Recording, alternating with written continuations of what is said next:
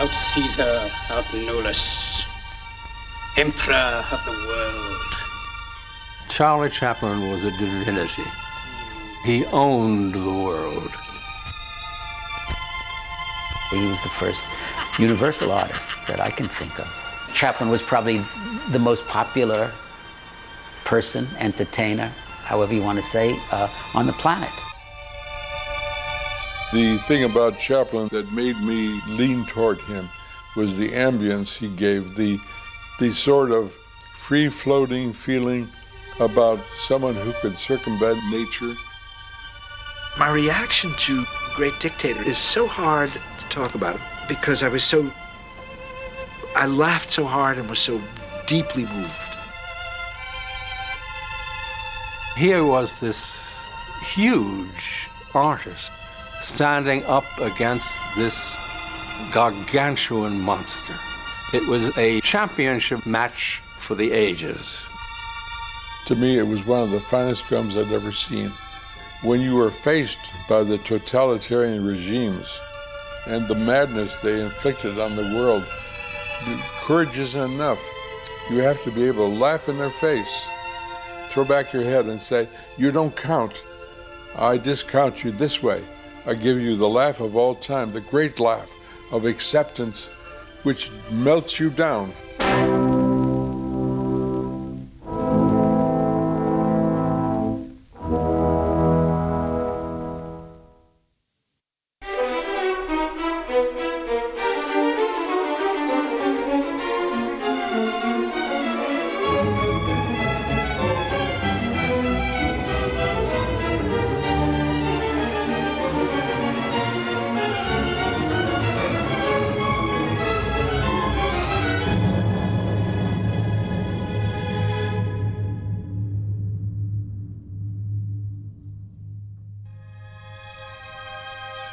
A remarkable new discovery in the Chaplin Villa at Vevey, Switzerland.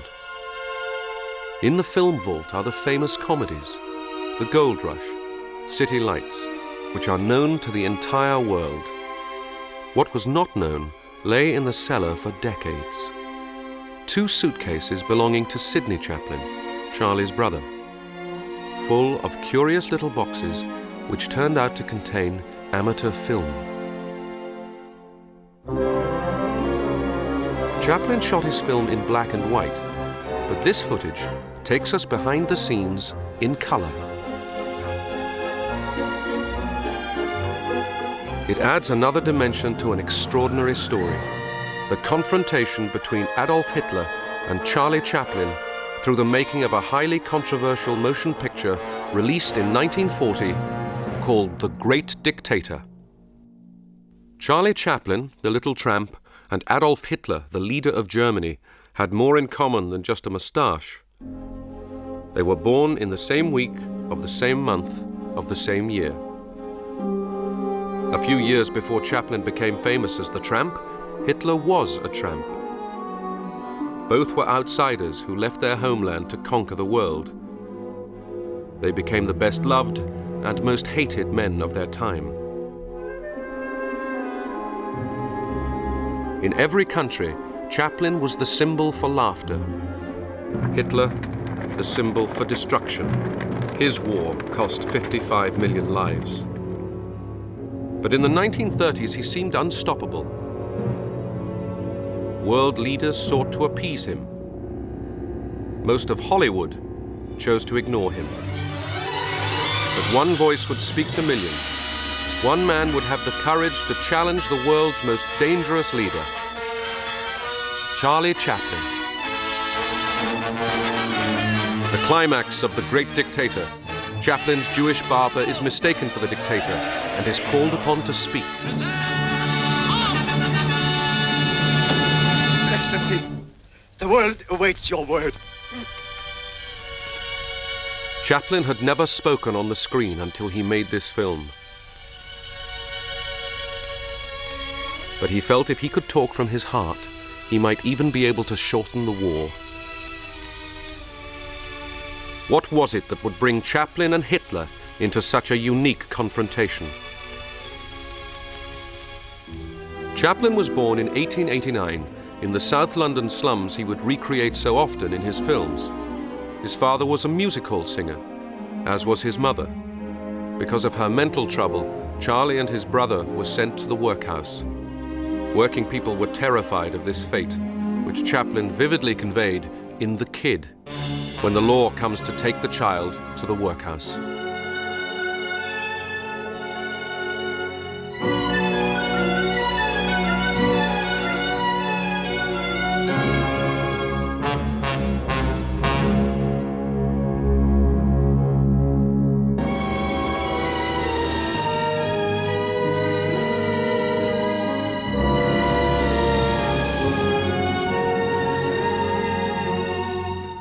Chaplin escaped into the theatre, became a music hall comedian, and sailed on his first tour to America in 1910.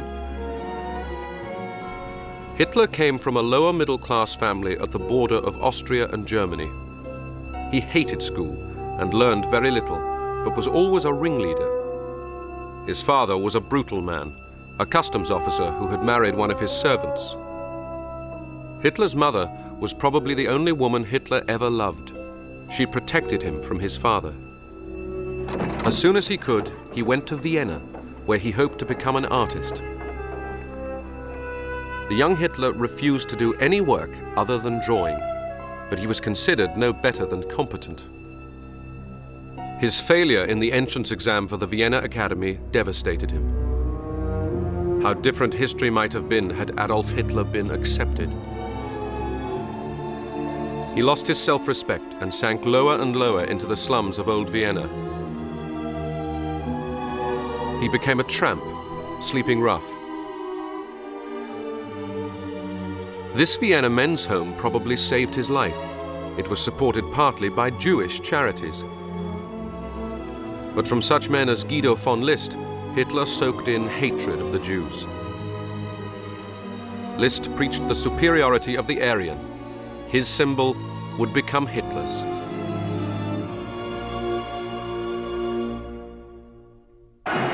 Munich, 1st of August 1914. A cheering crowd celebrates the outbreak of war.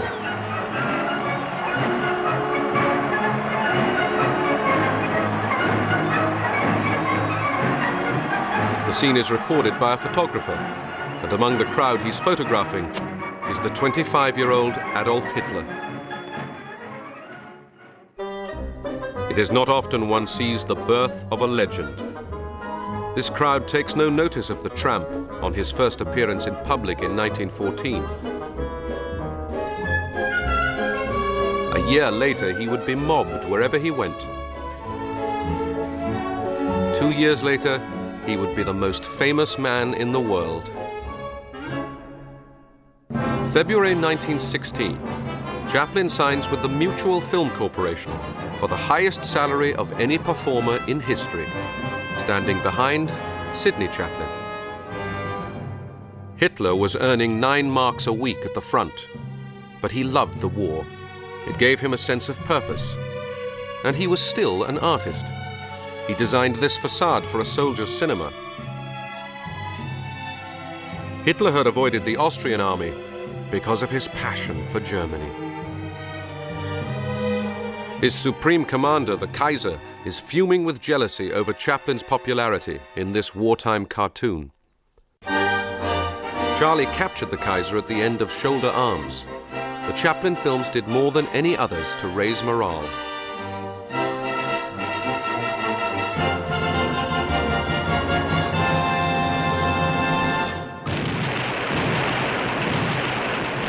"20 years later, Chaplin would restage World War I for The Great Dictator, picking up where Shoulder Arms left off, wearing German uniform.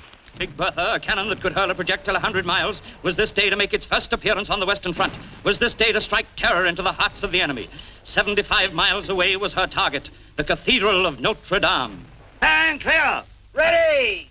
Fire!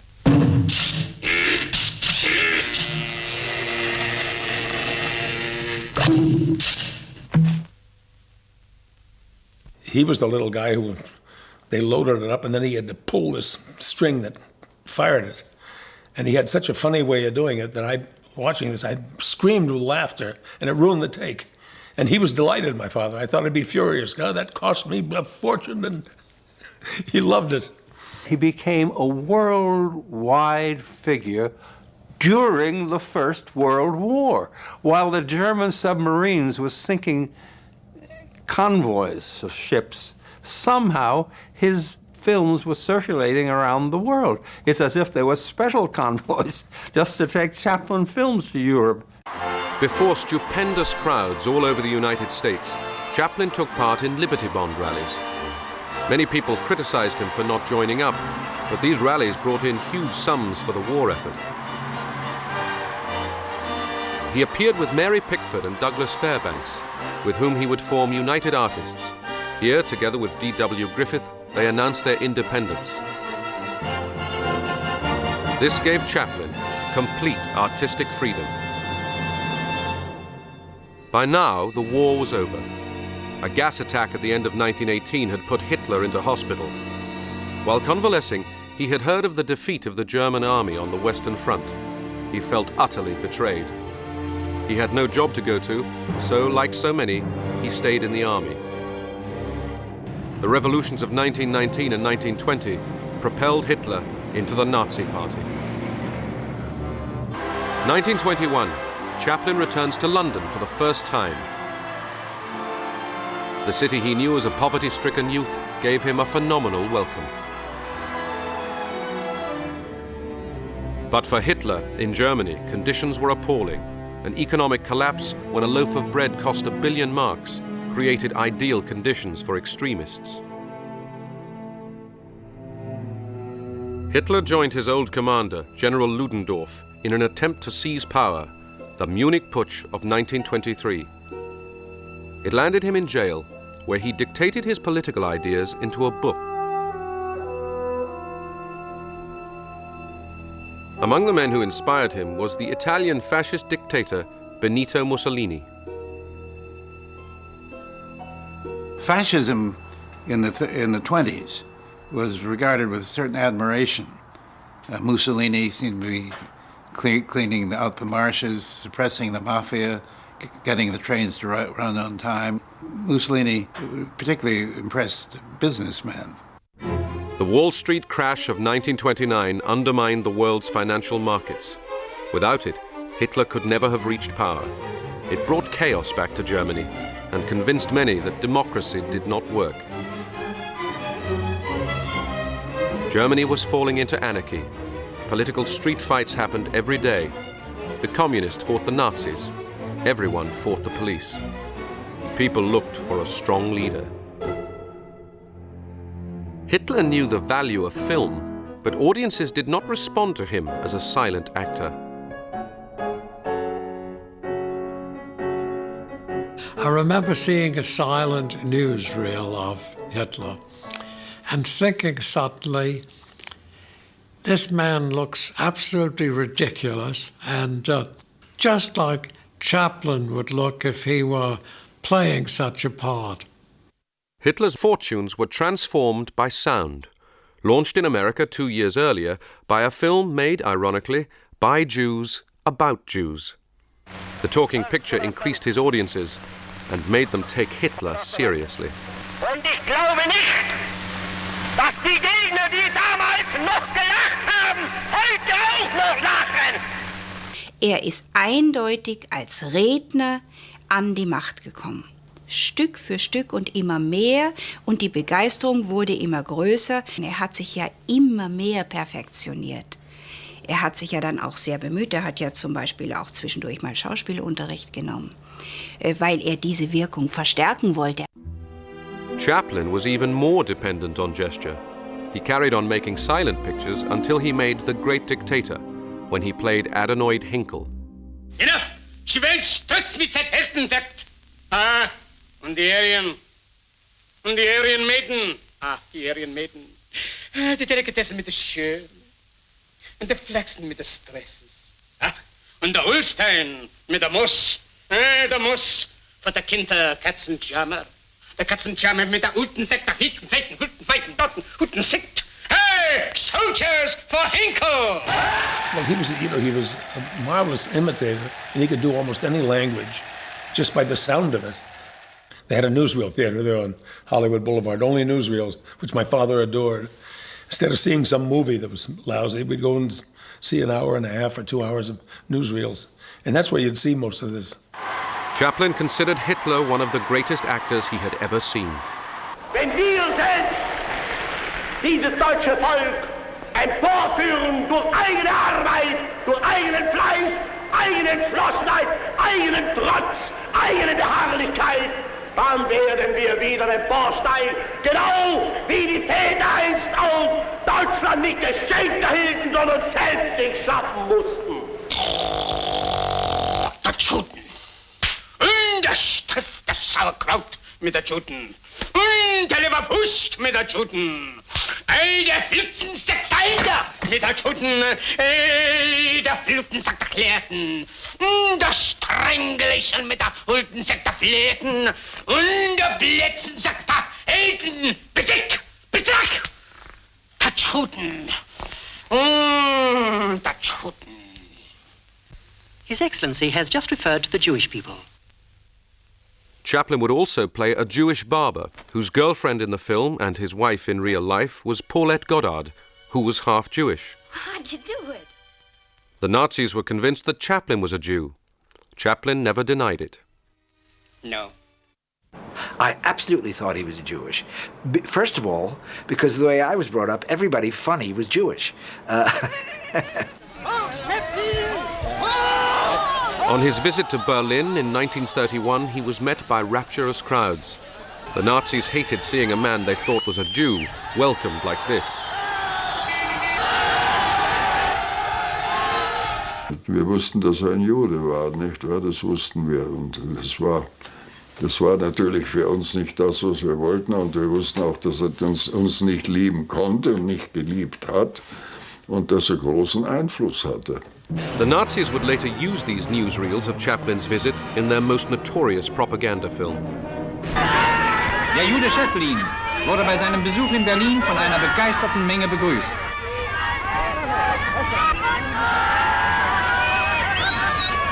Es lässt sich nicht leugnen, ein Teil des deutschen Volkes applaudierte damals ahnungslos den zugewanderten Juden, den Todfeinden seiner Rasse.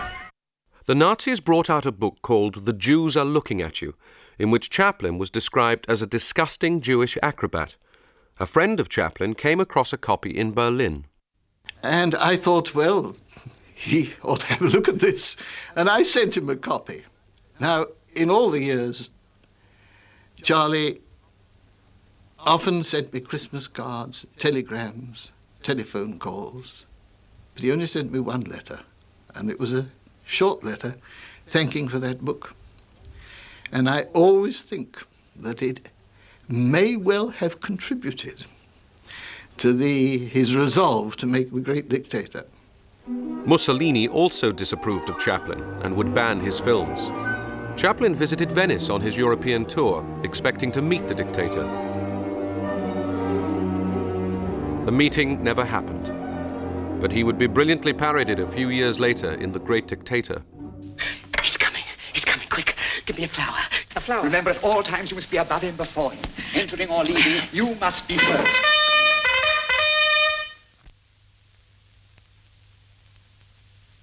Hello, Hickey! One of the great moments in The Great Dictator is the casting of Jack Oakey as Mussolini. I thought the public extremely enthusiastic on your arrival. Sure. They like to see new faces. Jack Oakey comes out on the balcony and struts and sticks out his chin, and by God, there's Mussolini. So it was a masterful job of casting on the part of Chaplin. You cannot have treated the bacterian people this way! I'll take the bacterian people and I'll tear them apart like that. Look, listen, please! Look at what you're doing! That's an insult to the people! Turkey's the best spaghetti! It's spaghetti! He eat a side of the treaty and we have a war! Oh! But before satirizing the dictators, Chaplin would turn his attention to the problems plaguing America in the 1930s. Strikes, lockouts, unemployment. The Ford factories brought out troops to deal with strikers. Henry Ford supported Hitler and was both anti-Semitic and anti-Union. When Chaplin made his first overtly political film, The Big Boss bore a strong resemblance to Henry Ford.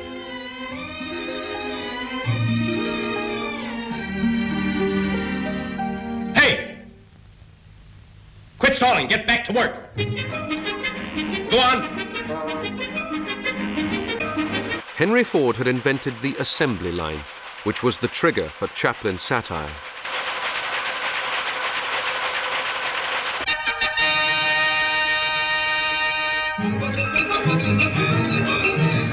Attention, foreman. Trouble on bench 5. Check on the nut tighteners. Nuts coming through loose on bench 5. Attention, foreman. I thought Modern Times was the greatest movie I'd ever seen up till that point, and as a matter of fact, I think maybe I still do. And the whole idea of attacking capitalism, not only from an economic and social point of view, but from an intensely human point of view.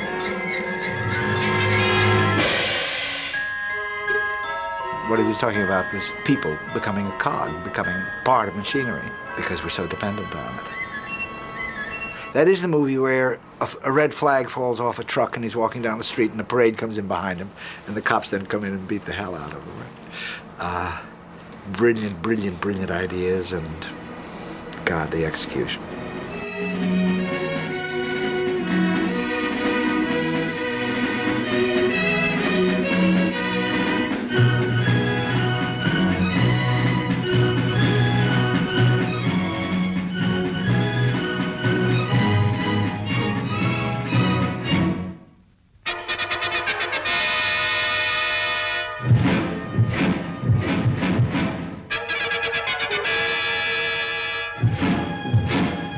There was a revolutionary feeling growing, and people who had been respectably middle class were actually breaking into bakeries and stealing bread. It was extreme. The violence of industrial relations was also extreme. While in Germany, life was being transformed. Once Hitler had come to power, people accepted the supremacy of the state over the individual. Women were allotted a secondary role, while men were trained for war. Hitler tackled unemployment with huge construction projects like these pioneer motorways. There was an admiration for Hitler because we hadn't seen his evil things yet. They hadn't begun to manifest. We saw that he helped cure their inflation and put the people to work, and he had all the young men marching around with shovels over their shoulders instead of rifles, And I don't think that anyone really wanted a dictator in our country, but when we looked at Hitler, we saw maybe something like this could get us out of our depression. These rallies at Nuremberg, Hitler told the world, were for peace and freedom.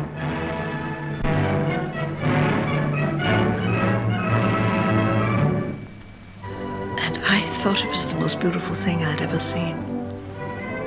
Never seen anything as wonderful. And I screamed with the best of them, Heil, Heil, or whatever. And I don't feel guilty about that. How can I? I was 11. What I found extraordinary worthy was the theater.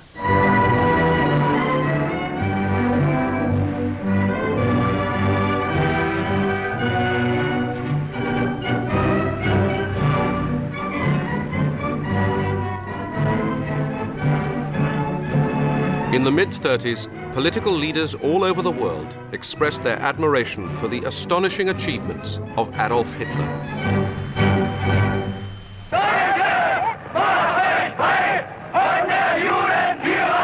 The anti-Jewish boycott would become an important feature of Chaplin's film.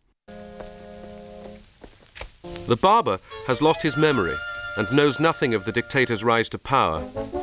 The word Jew was hardly ever mentioned in American films.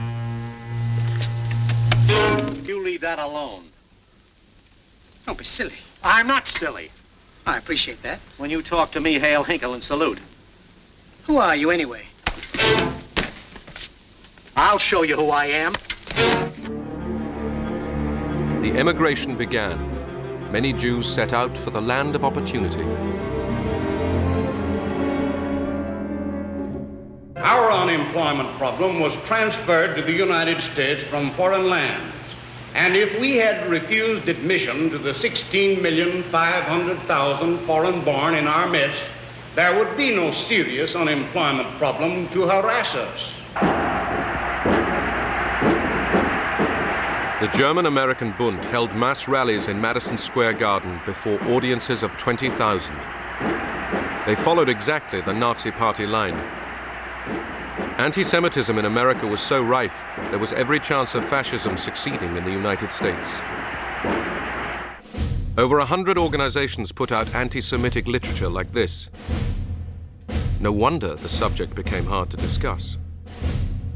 I know among other Jews, some of them thought that it was making waves.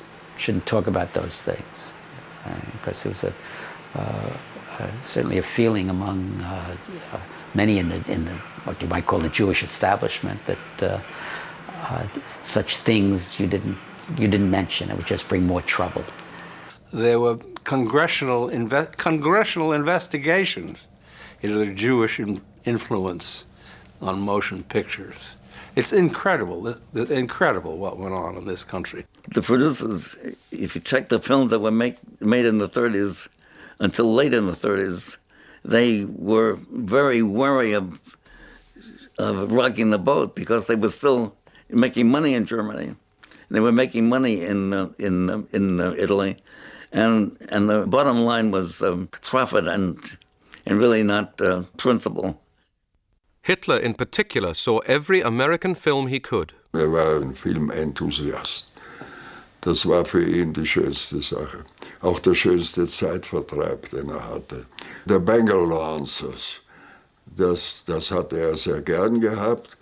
Und dann hatte gerne Greta Garbo-Filme, selbstverständlich. Die hätte er gerne empfangen wie einen Staatsmann in Berlin. Propaganda Minister Dr. Goebbels would have preferred German films for the German public, but they loved American films as much as Hitler. Goebbels ensured a steady supply. Hitler would see something like The Hound of the Baskervilles and would even record his opinion. The ones he disliked were often banned. Louis B. Mayer of MGM would actually run those films with the Nazi German consul and was willing to take out things that the Nazi objected to. The problem with Hollywood, which I've often said to my friends, is that we're living in the company of cowards. They won't stand up for anything. They pretend to stand up for it, but when the money is down, they fade out.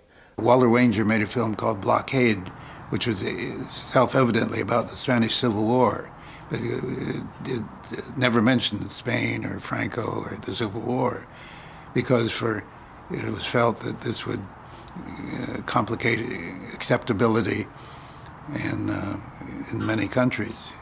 Henry Fonda played the lead in Blockade. And I remember the last sentence of the picture. He turned directly to camera and looking out at us with those great Fonda eyes, said, "Where is the conscience of the world?" The Anschluss. Germany unites with Austria, 1938. Hitler last saw Vienna as a poverty-stricken youth.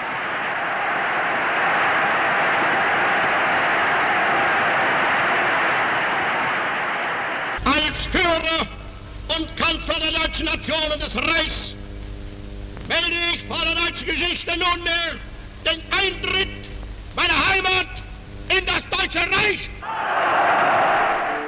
It was 3 days after the Anschluss, and I was walking in the street with my best friend, and came upon this group, a number of middle-aged ladies and gentlemen, all obviously upper-class citizens.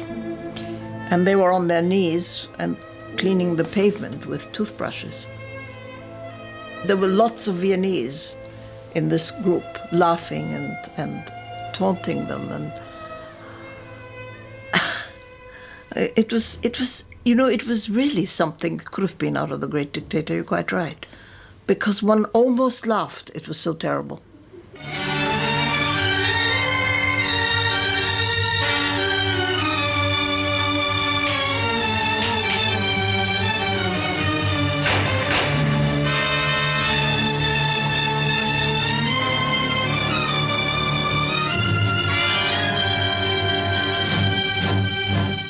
Against a background of aggression and appeasement, Chaplin announced his film in October 1938.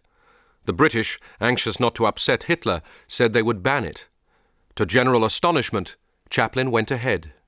Every one of my friends, many of whom were Jewish, like myself, felt that a David had arisen, a comic David, to fight Goliath. And we could only be happy. Kristallnacht, November the 9th, 1938. The Nazis unleashed a wave of violence against the Jews. Wenn es dem internationalen Finanzjudentum in und außerhalb Europas gelingen sollte, die Völker noch einmal in einen Weltkrieg zu stürzen, dann wird das Ergebnis nicht die Bolschewisierung der Erde und damit der Sieg des Judentums sein, sondern die Vernichtung der jüdischen Rasse in Europa. There was a big movement afoot among Jewish producers in Hollywood to discourage Chaplin's film. A lot of them went to him and said, look, Charlie, you're going to make it terribly hard for our people over there. You know, this is going to make Hitler furious. And Charlie would say, well, I don't give a damn if he's furious. He can't be any worse than he is, can he, you know? He even felt that there would be trouble with getting a release. They were saying, this is a disaster, Charlie, you know, not just for the Jews, but for the American foreign policy and so forth. Charlie was beginning to get rather scared. Roosevelt got word of this, and he sent Harry Hopkins out to talk to Charlie. And Hopkins said, look, Charlie, the president is all for this. He said, you don't have to worry about their boycotting release. He'll see that it's released. He feels that this is a very important thing and that you must go ahead and not listen to any of these people who are trying to discourage you.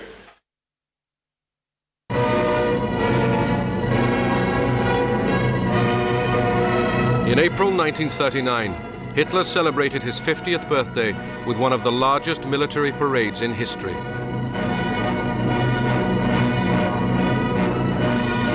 For the first time since 1919, tanks rolled through Berlin. Chaplin celebrated his birthday by working on his script. He said he wanted a Berlin premiere for the Führer's benefit. Chaplin saw the Russians as the only hope to defeat Nazism. But to his horror, in August, the unthinkable happened. The Nazis signed a pact with the Soviet Union. I believe the great phrase was, Russia is not going to pull England and France's coals out of the fire. That was the great rationalization for the pact.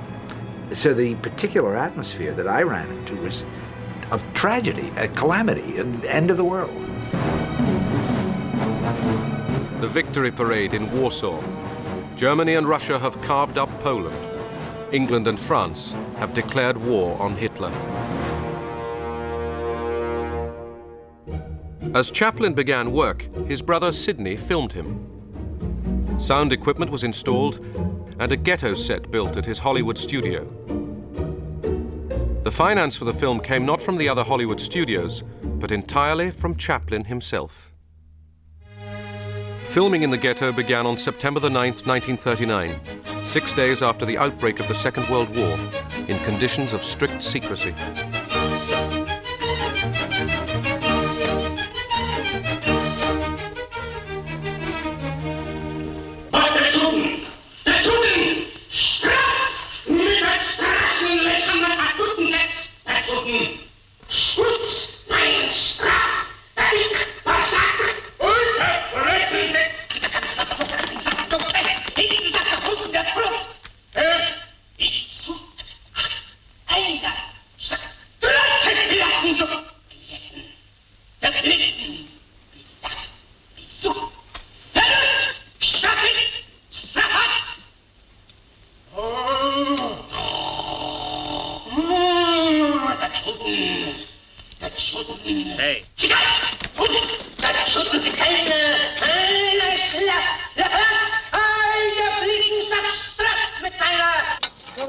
Unknown to Chaplin, events for Jews were worse than even he portrayed them. Nonetheless, he took great risks with his film. A very daring thing to have done, really, to satirize the Jews and Hitler and Mussolini, and make a sad comedy. It's almost tragic, you know. It's the comedy element. You find yourself laughing at something that you don't want to laugh at. Before we take you down, you'll finish this. Here. Go on, paint that. Hey, you!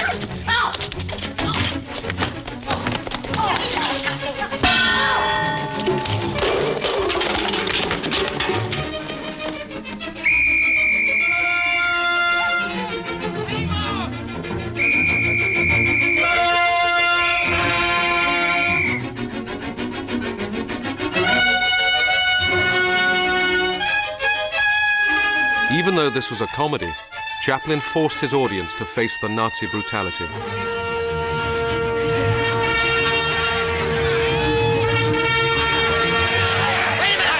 a minute! Chaplin was proud of the equipment he was using for the first time. So he called up a dear friend of his, Louis Milestone. He said, "You got to come down here.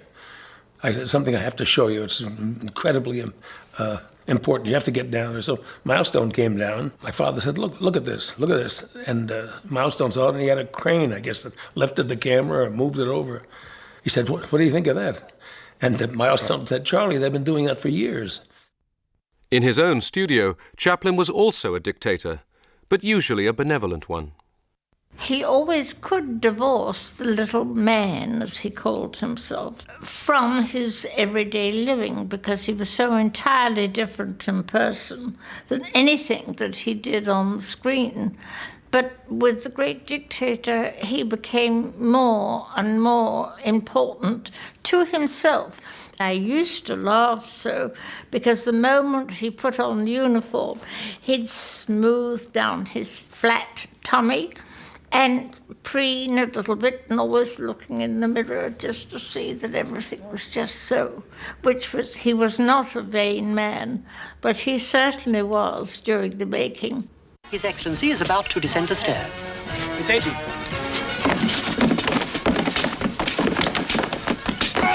Oh, Your Excellency! Oh, are you hurt? Oh, Strap! Da Fluten, Flamen, da Cheese Kraken! The Fluten, the banana! Da Fluten! Der Banana! Du, das kleine Banana! Der Banana stummt ein Strepp mit seiner Grund, ein Zink, der Banana! Der Banana! Der dicke Buben! That was what was so interesting. Everybody that was in the film, that was in a uniform, that was important with Charlie, they lived their part, and they thought it was simply wonderful. He's going to take Austerlitz. I can't believe it. This ain't a strap, you can't believe it. Much den strap, the big Buben. Your Excellency, You let him steal a march on us. No, Den Buben, you can't believe it. If he didn't like something, he'd do it again and do it again. And then come back to it a week later and do it again. Which he could do because it was his money.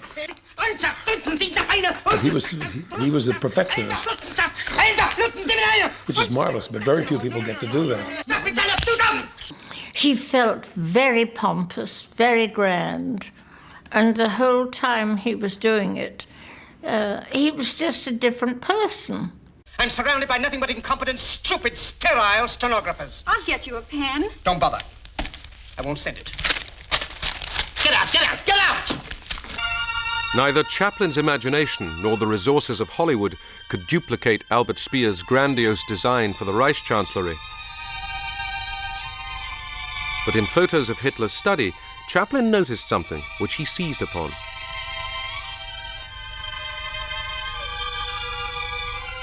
Others claimed it was their idea, but its origins can be found in a home movie taken as early as 1928. Chaplin is fooling for visitors, as he so often did, when he suddenly came up with this strange idea involving the globe and a German helmet.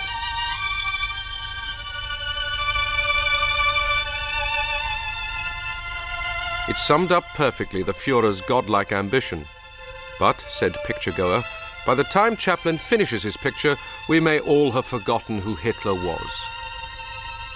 It's the stormtroopers. They're after you. You better get up on the roof. No, stay here. Come on, they'll kill you. No, stay and fight. Don't be a fool. You want to be murdered? Get onto the roof, quick. Come on, come on. Bravely, Chaplin turns his camera away from the obvious and shows us this symbolic shot. Here we are. Smash in the door. Come on. I wear the bomb. There you go.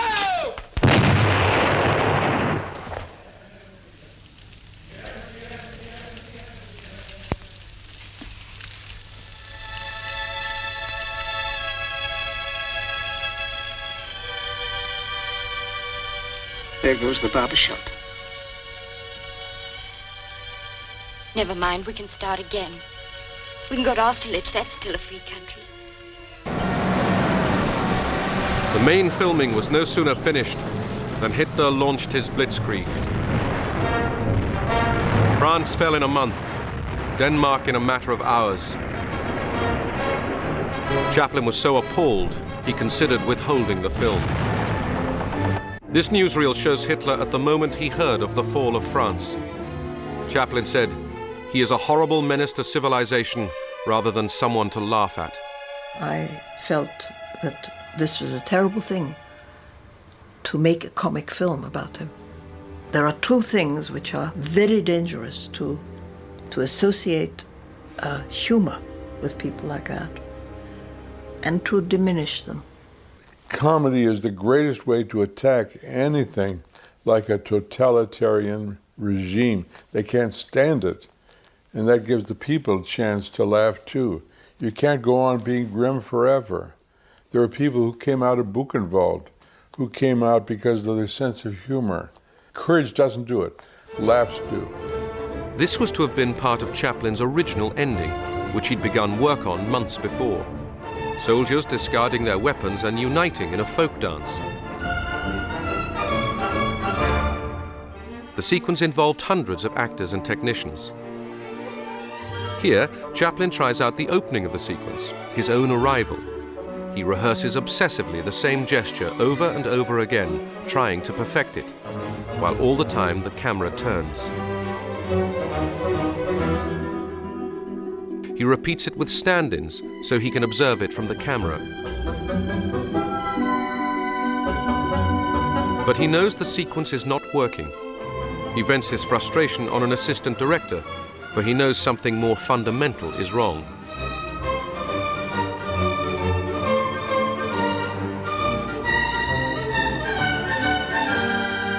In this form, he would abandon the sequence. Instead, he realized his ending would have to focus much more on his own speech, which he would deliver not as the dictator, not as the barber, but as himself, Charlie Chaplin. Hitler's attack on France gave him the impetus to rewrite the speech, which would be a plea for peace, a plea for sanity. And he was 458 days into the picture before he was ready to shoot it. At dawn, on the very day Chaplin was delivering his plea for freedom, Hitler swept into Paris to view his latest conquest.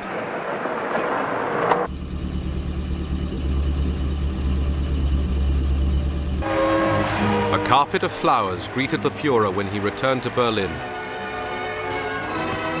He was at the zenith of his power, having achieved his victories with incredible speed. Said Chaplin's son, "If only Charlie could move as fast as Adolf Hitler." But Chaplin was still not happy with his film and was reshooting yet again. The ghetto set had been torn down, so he rebuilt it. He would spend months reshooting, re-editing and re-recording before finally, after 559 days of work, the report sheet showed no rushes, no shooting, no recording. He was ready to show his picture to the world. The film opened in 2 Broadway theaters simultaneously, attended by a crowd so full of celebrities, it was commemorated in a special cartoon.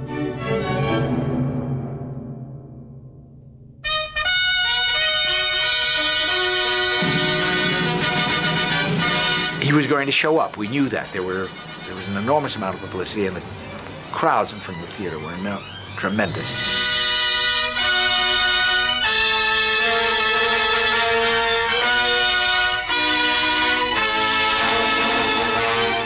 Received an absolute ovation. People stood, cheered, called for Chaplin.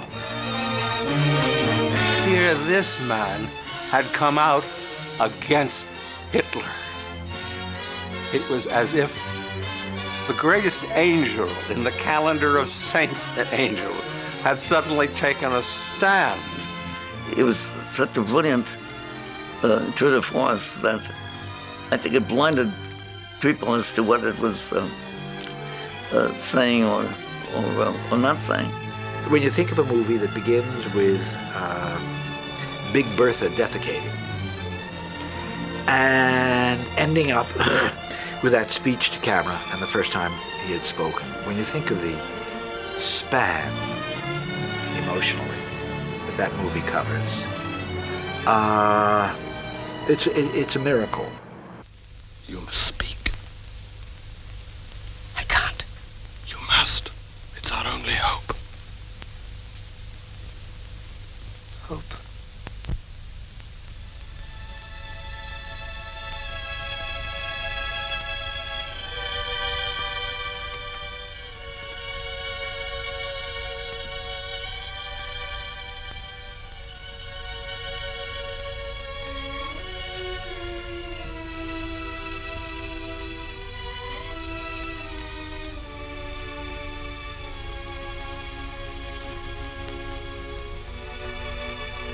I mean, that ending doesn't come as an abrupt thing.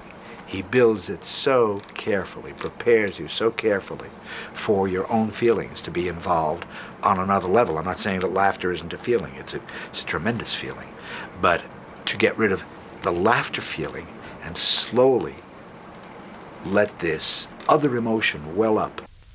I'm sorry, but I don't want to be an emperor. That's not my business. I don't want to rule or conquer anyone. I should like to help everyone if possible.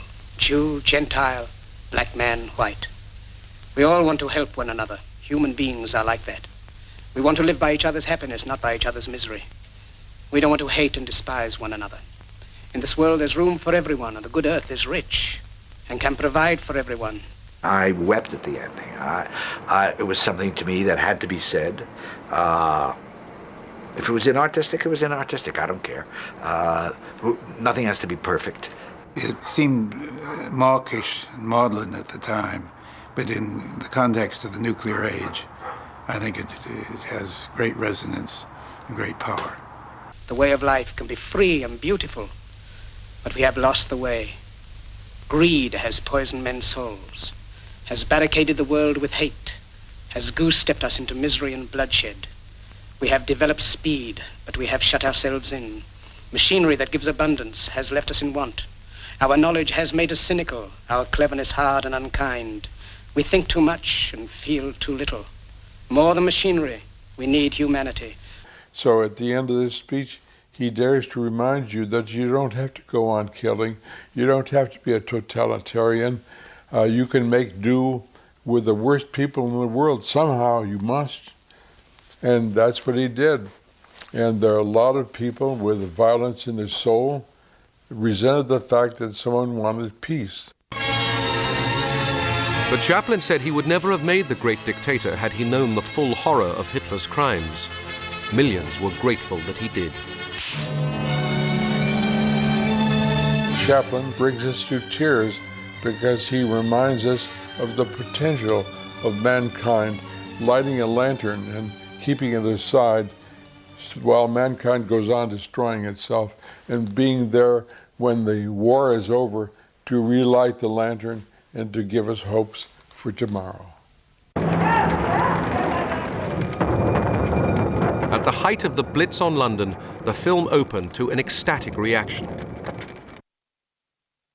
The best propaganda film since the start of the war for the British people, said one. The best heartener we could have. The film was to go on to become Chaplin's biggest moneymaker, yet it was banned across Europe, in parts of South America, and even Ireland. But did Hitler see it? At the end of the war, I was in Berlin. I was in charge of the gathering the photographic evidence for the war crime trial that was being prepared in Nuremberg. But in the course of it, I looked up the file on what films Hitler had ordered to run. And this is a true. He ordered The Great Dictator, and then he ordered it a day or so after again. Es ist mir klipp und klar gewesen, dass der sich das vorführen hat lassen und dann auch gelacht haben wird. Wissen Sie, der Hitler war auch schlau. Und ich kann mir auch sehr gut vorstellen, dass er über diesen Film von Charlie Chaplin, wo der mit dem Mussolini auf zwei Stühlen sitzt beim Friseur und dann hochgekurbelt wird er sicher sehr herzlich gelacht haben. Er war ja kein Kostverächter. Er konnte über solche Sachen lachen. Nicht im engeren Kreis hätte er das nie öffentlich oder so. The German public did not see the film during the war, but the German army did, once. In occupied Belgrade, as a 17-year-old working in film dispatch, Nikola Radosevich discovered a print. Wir wollten machen kulturelle Sabotage. Ich gehöre zum blauen Band, wie haben Sie gesagt. Wir sind nie mit Waffen gegen die deutschen Soldaten etwas gemacht. Nein, nur etwas mit Spaß. Wir wollten, dass der Hitler hört, was denkt über ihn Charles Chaplin. Nikola substituted the Chaplin film for the German feature the soldiers were to see. Bei Beginnung von Vorführung Leute haben nicht gleichzeitig bemerkt, was ist denn. Aber nach den 40 Minuten oder 45 Minuten ist einer von SS-Mann hatte mit Gewehr erschissen in weiche Wand. Und alle anderen sind durch Türe schnell rausgegangen, weil wollte nicht mehr dort sein, weil passiert etwas gegen die Hitler. 1945, the last shots of Hitler before his suicide.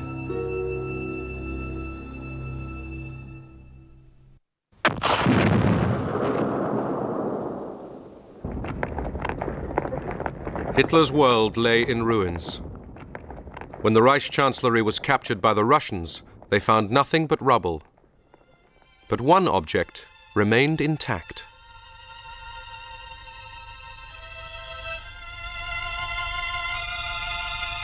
With The Great Dictator, Chaplin had strengthened millions through the power of laughter at a time when madness and darkness covered the world. Despite his plea for sanity, the political climate of the McCarthy era forced him into exile. In 1952, he was locked out of the United States. But one country would welcome him back. Now the train draws into Waterloo Station, only a short distance from Chaplin's actual birthplace. And what a great reception greets him and his family from the thousands who have gathered to welcome him home. When he left America a week ago, Charlie was worried in case our affection for him had dimmed. Londoners show him now that he need not have worried. We can never forget him or the laughter he brought into our lives. Throughout the world, he is loved for his genius.